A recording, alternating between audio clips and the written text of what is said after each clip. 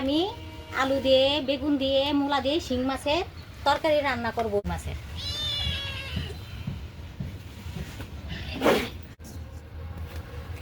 এখন আমি পরিমাণ মতন তেল দিচ্ছি।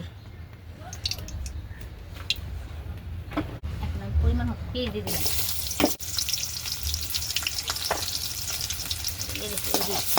নাড়াচাড়া দিয়ে দিলাম। পরিমাণ মতন হলুদের গুঁড়ো দিয়ে দিলাম। একটু পানি দিয়ে দিলাম। পরিমাণ মতন লবণ দিয়ে দিলাম।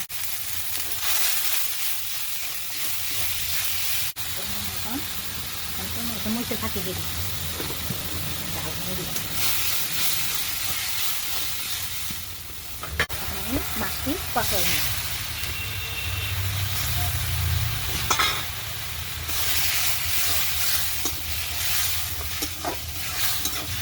এখন কষাই নিই। এখন একটু ঢেকে দিলাম। এখন আমি ঢাকনাটা উঠে ফেলছি।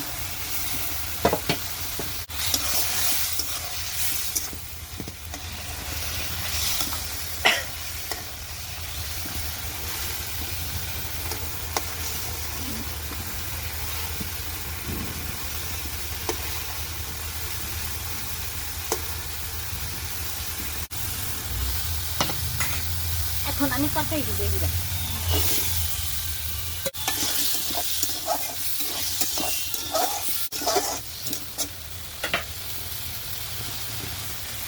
এবার ঢেকে দিচ্ছি। এবার ঢাকনাটা উঠে দিচ্ছি।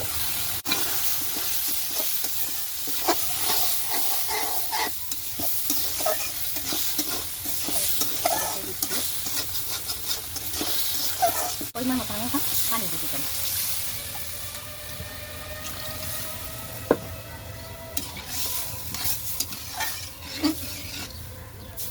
এখন এবার আমি ঢাকনাটা নামিয়ে ফেলছি। আমি এবার লেবু চিনি দিলাম। এখন আমি এবার মাছটি দিয়ে দিলাম।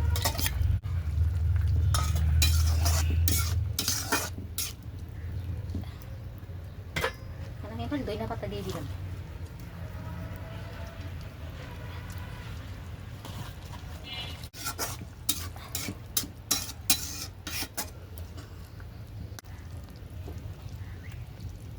এখন আমি এবার ঢেকে দিচ্ছি।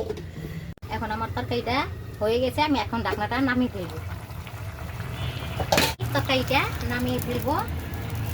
যদি আলু দিয়ে, বেগুন দিয়ে, মূলা দিয়ে আমি একটা রান্না করেছি, দেশি মাছের শিং মাছের ঝোল। রান্নাটা যদি ভালো লাগে একটা লাইক, কমেন্ট, একটা শেয়ার করবেন। আপনাদের কাছে আমার ধন্যবাদ।